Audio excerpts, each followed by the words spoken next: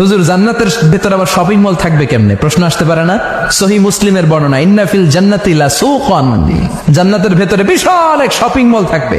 এটা বোধহয় আমাদের বসুন্ধরা শপিং কমপ্লেক্সের মতো হবে, যমুনা ফিউচার পার্ক। দুবাইতে যে একটা আছে বিশাল শপিং মল, মালয়েশিয়ার মিড ভ্যালি, এগুলোর মতো হবে মনে হয়। কত বিশাল যে শপিং মল হবে। সহিহ মুসলিমের বর্ণনা, প্রতি শুক্রবারে সব জায়গা থেকে বন বন করে মৌমাছির মতো জান্নাতীরা ওই শপিং মলে শপিং করতে আসবে। ইচ্ছে মতো দেদারসে পোশাক কিনবে, ইচ্ছে মতো শপিং করবে, টাকা দেয়া লাগবে না, ক্রেডিট কার্ড লাগবে না। সুবহানাল্লাহ পড়েন। ইচ্ছে মতো শপিং করবেন। দুনিয়াতে একটু কষ্ট করে হালাল উপার্জন করে খেয়ে যান। আল কানাআতু মিনাল ইসলাম, অল্পে খেয়ে তুষ্ট থাকার, আল্লাহ শুকরিয়া করা, এটার নামই ইসলাম। অল্প খাও, অল্প পড়ো, অল্প জমাও, অল্পের ভেতরে বরকত ঢুকাই দিছে কে? অনেকে দেখবেন অনেক খাই খাই নাই নাই করে, এটা যাদের স্বভাব তাদের কখনো বরকত হয় না।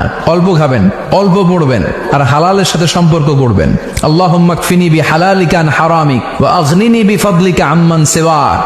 বিষ্ণুনবী দোয়া করতেন, আল্লাহ হালালকে আমার জন্য যথেষ্ট করেন, হারাম থেকে আমারে বাঁচিয়ে রাখেন। পড়েন আমিন। হালাল অল্প হলেও হালালে বরকত আছে না নাই? হারাম বেশি হলেও এটাতে কোনো বরকত নাই, ঠিক কিনা?